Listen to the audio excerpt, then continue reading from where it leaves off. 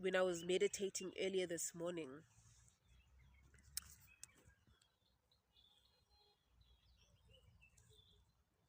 it feels a little bit more intense than 2020 when we had COVID and we lost people.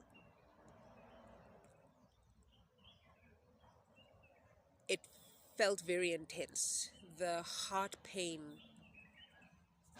that we are dealing with as a collective.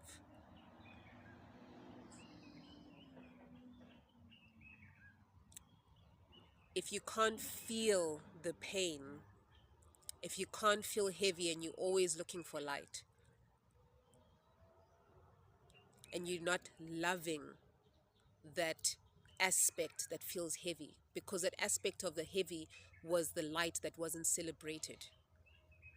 That's why sadness turns into anger, because it was unexpressed.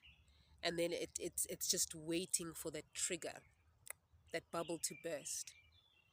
And it goes back to what I said earlier. If you don't learn to become a safe person, if you don't learn how to become more intentional with your time, intentional with the people you are hanging around with, intentional with the information that you are resourcing yourself with, is it something that is allowing you to become more of yourself?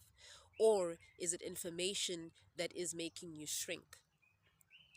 Because if it is information that is not empowering you to not rely on a human being who doesn't rely on source, on love and joy, and is not expectant of love